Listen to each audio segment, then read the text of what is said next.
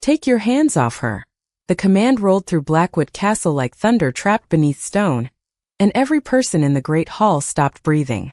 Emily Harper stood beneath the towering iron chandeliers, her wrists still marked by the silver cord that had bound her during the journey north. Snow clung to the hem of her white dress. Meltwater darkened the marble beneath her worn shoes. She had been told the Alpha King would not speak to her. She had been told he was no longer capable of recognizing anyone. Most of all, she had been told she would not survive her first night inside his castle. Yet the man seated upon the Blackwood throne was staring at her, as though he had waited his entire life for this moment. Before we continue, where are you watching from? Drop your city or country in the comments below. And if you believe in courage and destiny, hit like and subscribe. These stories remind us, love finds the broken. Now back to Emily. She tried to steady her breathing as Damon Cross stepped between her and the throne. The royal regent wore a dark blue coat fastened with silver clasps, his smile polished and cold. Your Majesty, he said, Pine Hollow has delivered its annual offering. Offering. The word settled over Emily like frost. 3 days earlier, she had been an unwanted Omega cleaning the meeting hall of a pack that barely acknowledged her existence. Now she stood 40 feet from the most feared ruler in the Northern Kingdom, presented as payment for peace. Damon reached for her arm. The Alpha King rose. The movement was slow, but the entire room seemed to shift around him. Adrian Blackwood was taller than the stories had claimed, broad-shouldered beneath a simple black coat, his dark hair falling across a face sharpened by years of sleeplessness. Shadows rested beneath his silver eyes, yet those eyes were painfully clear as they fixed on Damon's hand. I said, Adrian repeated, do not touch her. Damon withdrew, surprise flashing across his face before his courtly expression returned. Emily felt something awaken beneath her ribs. It was not fear. Fear she understood.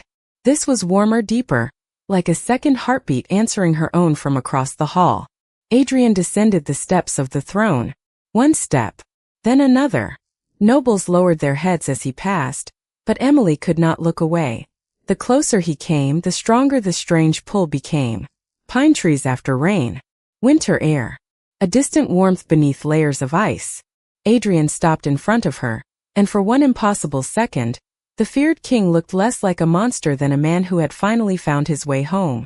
His gaze moved over the marks on her wrists, and something unguarded crossed his face. Pain. Not hers. His. What is your name? He asked. Emily Harper. The moment she spoke, the candles flared. A pale silver light appeared beneath the collar of her dress, tracing the shape of a crescent moon against her skin. Whispers swept through the hall. Adrian closed his eyes as though the sight had confirmed his greatest hope and deepest fear at once. When he opened them, his wolf shone behind them. Mate, he breathed. The word was quiet, but everyone heard it. Damon went still. Emily's heart stumbled. Mate. The bond promised protection, belonging, and a place beside him. But Adrian stepped back. His face hardened, sealing away the emotion she had glimpsed. Take her to the North Tower, he ordered. Emily stared at him. Why? For the first time the Alpha King looked afraid. Because the moment my curse recognizes what you are, he said, this castle will become the most dangerous place in the kingdom. 3 days earlier, Emily Harper had been kneeling on the floor of Pine Hollow's meeting hall, scrubbing winter mud from the boards while the pack leaders decided who would be sent north. She had heard every word through the half-closed door. The tribute was overdue. Blackwood Castle had demanded 1 Omega before the next moonrise, and Alpha Grant Mercer wanted the matter settled before supper. Choose someone without family, one elder suggested. Someone the pack will not miss. Emily's hand stopped over the bucket. She already knew whose name Grant would speak. For 22 years, Pine Hollow had treated her silence as weakness and her kindness as proof that she belonged beneath everyone else. She could not shift. She carried no recognizable wolf scent. Even the gentlest tasks were given to her as reminders that she should be grateful for shelter. Yet she had recently discovered something Grant could not allow her to repeat. 2 nights before the council meeting, Emily had found ledgers hidden beneath the floor of his office. Food and medicine sent to help Pine Hollow through the winter had been sold to merchants across the southern border. Families were going hungry while Grant filled a private chest with gold. She had copied the figures onto a scrap of paper and hidden it inside her coat. She had planned to take it to the elders. Grant had found her first. The meeting hall door opened, and he stepped into the corridor with the calm expression of a man who had already arranged the ending. "Emily," he called. Every broom stopped. Every conversation died. She rose slowly, wiping her damp hands against her plain gray skirt. "Yes, Alpha." Grant looked at her with measured disappointment, as though she had failed him rather than exposed him. "Pine Hollow requires a sacrifice." The word passed through the room in frightened whispers. Emily met his gaze. "And you require my silence." His smile tightened. No one else reacted. Either they did not understand or they were too afraid to admit that they did. Grant lifted his voice so the entire household could hear. "Emily Harper has been chosen to fulfill our obligation to the Northern Kingdom." No one protested. A woman near the fireplace lowered her eyes. One of the kitchen workers began polishing a cup that was already clean. Emily searched the familiar faces, hoping for one sign that her life mattered to someone. She found only relief that another name had been chosen. That evening, 2 guards waited beside a black carriage at the edge of the village. Snow had begun to fall, soft and silent over the rooftops. Emily carried no luggage. Grant had said a girl sent to Blackwood Castle would not need possessions. As she approached the carriage, a small figure slipped from behind the stable. Ethan Cole, the 12-year-old boy Emily had cared for since his mother died, ran toward her with tears bright in his eyes. "You cannot go," he whispered. "They say the king is cursed." Emily knelt and held his cold hands between hers. "You must stay brave for both of us." Ethan shook his head, then pressed a silver necklace into her palm. It had belonged to Emily's mother, though she had believed it lost years ago. A crescent moon surrounded by black branches had been carved into the pendant. "I found it in Grant's office," Ethan said. "He kept it hidden." Emily stared at the symbol. Something about it felt familiar, like a memory waiting behind a locked door. The guards called her name. She fastened the necklace beneath her collar and climbed into the carriage. As Pine Hollow disappeared behind falling snow, Emily unfolded the stolen ledger page in her pocket and made herself one promise. If Blackwood Castle truly became her grave, Grant Mercer's secret would not be buried with her. The door to the North Tower closed behind Emily with a sound too final to be mistaken for hospitality. She stood alone in a circular chamber nearly 60 feet above the frozen courtyard, listening as the guards locked 3 separate bolts on the other side. Wind pressed against the narrow windows. The fire had been lit, yet the room still carried the cold scent of stone, dust, and something faintly floral. Lavender, perhaps. Emily turned toward the bed and noticed a pale blue ribbon tied around one of the posts. It was frayed with age. A wooden comb rested on the dresser beside a porcelain cup painted with tiny roses. None of it belonged to her. The room did not feel prepared for a guest. It felt preserved for someone who had never returned. Emily touched the silver pendant beneath her collar. The crescent moon had grown warm since Adrian spoke the word made in the great hall. She could still feel the echo of his fear moving beneath her ribs, too sharp and immediate to be imagined. He had recognized her. Then he had imprisoned her. A soft knock came from the door. One bolt opened, then another. An older woman entered carrying a tray of bread, soup, and tea. Her silver hair was braided neatly down her back, and her brown eyes studied Emily with careful kindness. "My name is Nora Hayes," she said. "I manage the Royal Infirmary."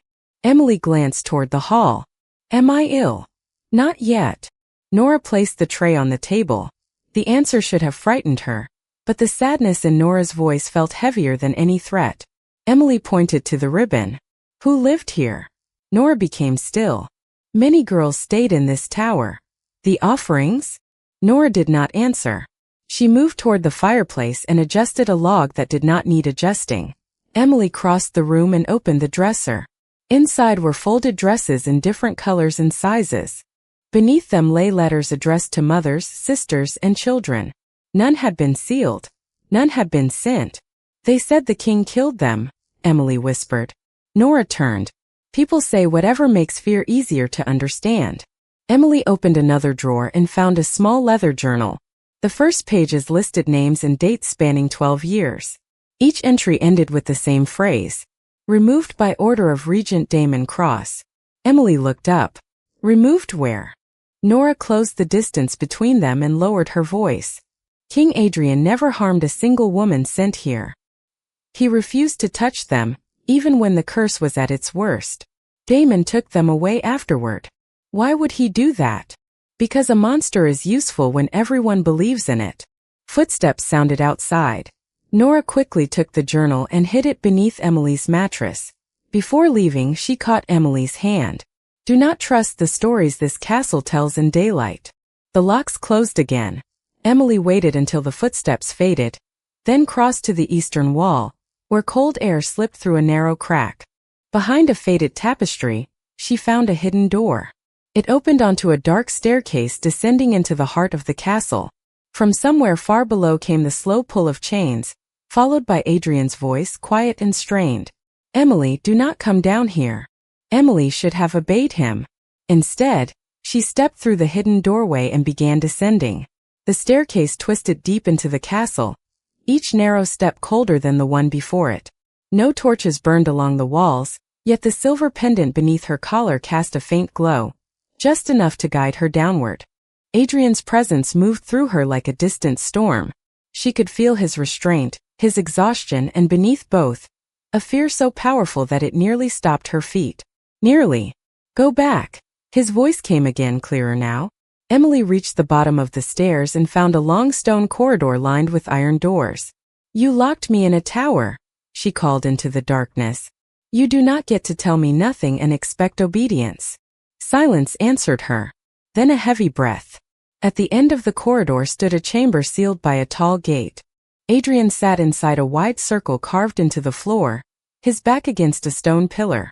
Dark metal bands rested around his wrists, connected to chains anchored several feet away. They were not drawn tight. He had placed them there willingly. His black coat was gone, leaving him in a plain gray shirt with the sleeves rolled to his forearms. Shadow-like markings moved faintly beneath his skin, appearing and fading with every breath. Emily stopped outside the gate.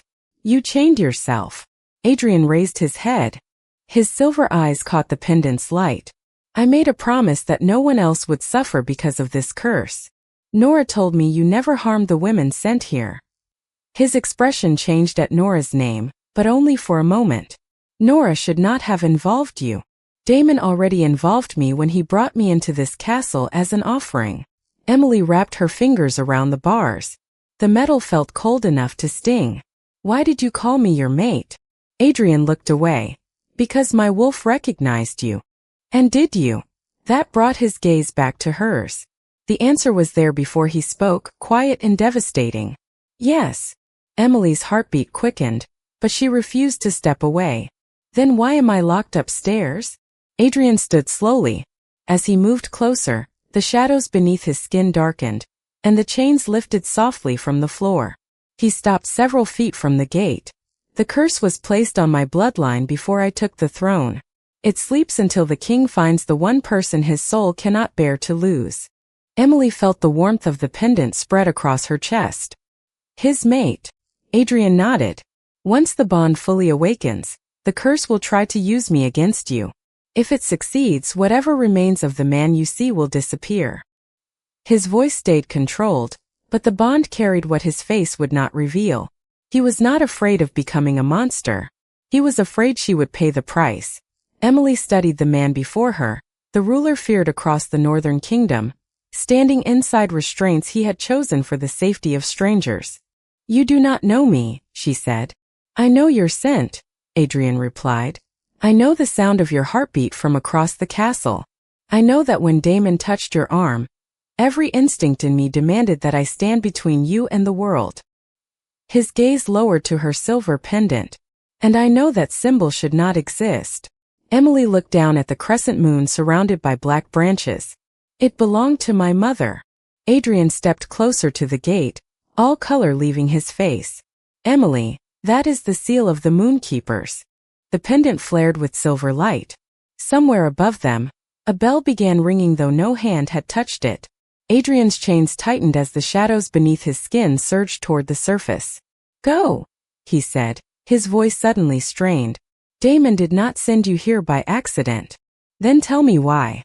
Emily did not move as the bell continued ringing above them. Adrian's chains trembled against the stone floor, and the shadows beneath his skin climbed toward his throat like smoke searching for air. His silver eyes darkened, but the fear she felt through the bond was still unmistakably human. Emily, leave. Not until you tell me what Damon wants. Adrian turned away, gripping the chain between his hands as though the cold metal could anchor him. The Moonkeepers were guardians of the royal bloodline. They could enter the spirit of a cursed wolf and guide the person trapped inside back to himself. Emily touched the pendant at her chest. My mother never told me any of this. She was probably trying to keep you alive. His voice lowered. Damon hunted every known Moonkeeper after the curse took hold.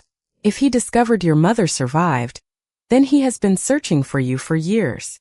Another wave of darkness passed across Adrian's face. His breathing grew uneven. Emily felt the change through the bond, not as anger, but as pressure, confusion, and a loneliness so old it seemed woven into the castle itself. She should have run. Instead, she lowered herself to the floor outside the gate. Adrian looked at her in disbelief. What are you doing? Staying where you can see me. That is not safe. Neither was Pine Hollow. Emily folded her hands in her lap and forced her breathing to slow. When I was 9, I found a wolf pup near the river after a winter storm. It was small, frightened, and too weak to follow the pack. Adrian's eyes remained fixed on her. The shadows continued moving, but more slowly now. Everyone told me to leave it alone, she continued. They said a creature rejected by its own kind must have something wrong with it. I carried it home anyway. What happened? The question sounded strained, but it was Adrian's voice. Emily smiled faintly. It recovered. A few weeks later, it returned to the forest. Every winter after that, it left a pinecone outside my door. The chamber grew quieter. Even the distant bells stopped. Adrian's shoulders eased, and the chains settled against the floor. Emily felt the terrible pressure inside the bond begin to loosen. The pup was you, he said. Not exactly. It was. There was no mockery in his words. Only understanding. Emily looked down at her hands. Perhaps I needed to believe that something abandoned could still find its way home. Adrian came closer until only the gate separated them. The darkness beneath his skin had faded to thin gray lines. Your voice weakens it, he whispered. Emily rose carefully. Then you were wrong. About what? The bond is not making the curse stronger. She reached through the bars, stopping before her fingers touched his hand. Adrian stared at the small distance between them. Slowly he closed it. His palm was warm despite the cold chamber.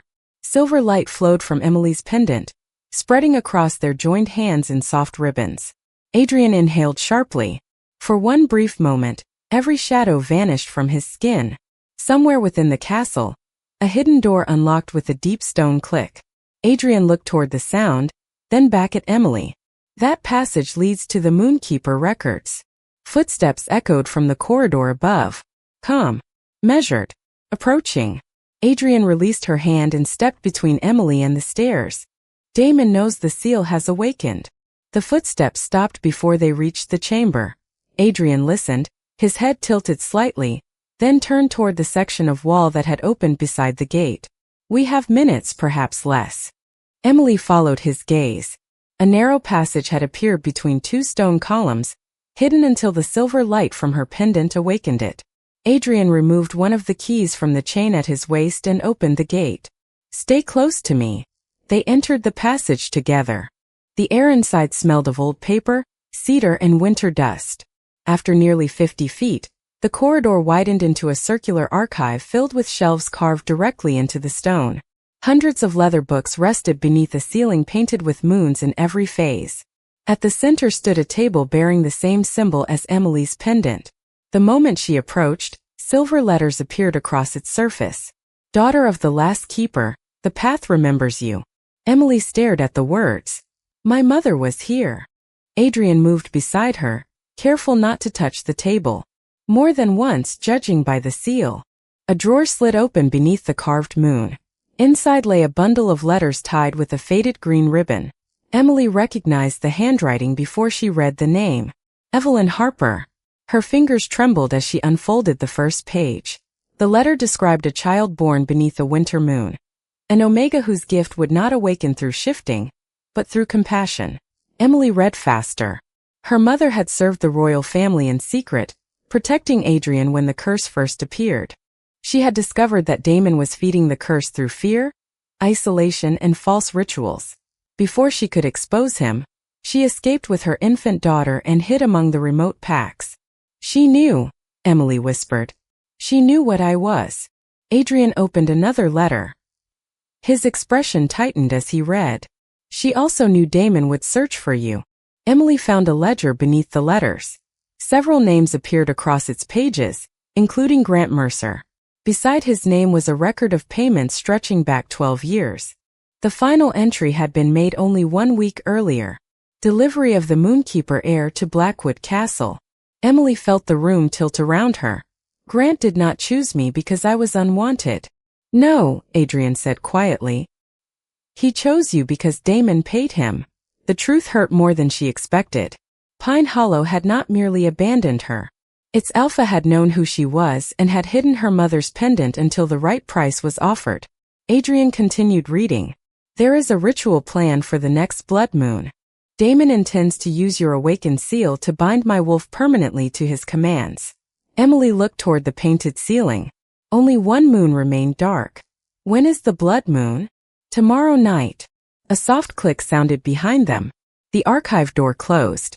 Damon's voice drifted through the stone passage, calm and almost amused. Your mother was much harder to find, Emily. Adrian moved in front of her as torchlight appeared beneath the door. Emily gripped the ledger against her chest. Damon already knew they had discovered the truth. Worse, he had wanted them to find it. From somewhere inside the archive, a second mechanism began turning, and the painted moons above them slowly changed from silver to red. The archive door opened before Adrian could reach it. Damon Cross entered with 6 royal guards behind him, their dark uniforms immaculate, their expressions carefully empty. He did not look surprised to find Emily holding the ledger. He looked satisfied. There it is, he said. The proof I was hoping you would steal. Emily tightened her grip on the book. This proves that you paid Grant Mercer to send me here. It proves only that your family has been involved with forbidden Moonkeeper rituals for years. Damon turned toward the guards. Search her. Adrian stepped between them and Emily. The room seemed to narrow around him. No one approaches her. Damon's pleasant expression did not change. Then perhaps your majesty would prefer to explain why a silver ritual blade was discovered in her chamber, hidden beneath the mattress beside letters from the missing offerings. Emily's breath caught. That is not true. Nora Hayes found it, Damon replied. She is waiting in the council hall to testify. Emily thought of Nora's warning, her kindness, and the journal hidden beneath the mattress. Damon had known exactly where to place his evidence. He had built the accusation before Emily ever entered the castle. Adrian looked at her, and through the bond she felt the truth he could not speak. He believed her. He was also afraid. Damon continued, his voice carrying with practiced authority. Under royal law, an Omega accused of conspiring against the king must face judgment before the full court. If she is acknowledged as the king's mate, the charge extends to the throne itself. Emily understood then. Damon did not merely want her condemned. He wanted Adrian removed with her. The guards escorted them to the great hall, where nobles, officers, and council members had already gathered beneath the iron chandeliers. Nora stood near the front, pale and silent, with 2 guards beside her. Her frightened eyes found Emily's, and the truth became clear. She had not betrayed them willingly. Damon raised the silver blade for everyone to see. Emily Harper entered Blackwood Castle under false pretenses. She carries the seal of a forbidden order, possesses records stolen from the royal archive, and intended to use the mate bond to control the Alpha King. Murmurs spread through the room. Emily waited for Adrian to speak. The bond between them burned with words he was forcing himself to swallow. Damon faced him. Your Majesty, is this woman your mate? Every face turned toward the throne. Adrian's hands closed at his sides. For one terrible moment, Emily felt his heart through the bond, steady but breaking. Then his expression became cold. She is nothing to me. The words crossed the hall like winter wind. Emily knew why he had said them. She knew he was trying to separate her fate from his. Still, something inside her folded quietly beneath the weight of hearing the same judgment Pine Hollow had given her all her life. Damon smiled. Then the law is simple. The guards led Emily beneath the castle to the ancient moon chamber. No one harmed her, yet every locked door felt like another hand closing around her future. At the center of the chamber stood a black stone altar surrounded by silver markings. Damon placed her pendant into a hollow shaped like the crescent moon. The floor awakened with red light. Above the castle, clouds parted. The blood moon had arrived one night early. From somewhere far overhead came Adrian's roar. Not of fury, but of resistance. Damon leaned close enough for Emily to hear his whisper. He denied you to save you. Now he will lose himself trying. The silver markings rose around Emily like threads of light, and through the bond she felt Adrian's wolf open its eyes. The first command reached Adrian through the bond like a chain pulled tight. Kneel. Emily felt his resistance from far above, a storm pressing against a locked door. The red light around the altar brightened, and Damon lifted one hand toward the ceiling. The curse obeys the crown, he said. And tonight the crown obeys me. A deep sound moved through the castle. Not anger. Pain. Then the doors of the moon chamber opened, and Adrian appeared at the top of the stairs. Shadows covered his arms and shoulders like living smoke, while his silver eyes flickered between recognition and darkness. A thin black circlet rested against his brow. Emily understood at once. It was not a royal crown. It was the instrument Damon had used to control him. Adrian, she said. His gaze found her. For a moment the shadows stopped moving. Damon stepped beside the altar. Bring her to me. Adrian descended one step, then another. Each movement seemed forced, as though an unseen hand guided him forward. Emily could feel him fighting inside the bond, but the curse pressed harder. Damon smiled. You can resist fear. You can resist pain. But you cannot resist the command written into your own blood. Adrian stopped 10 feet from the altar. His hands trembled at his sides.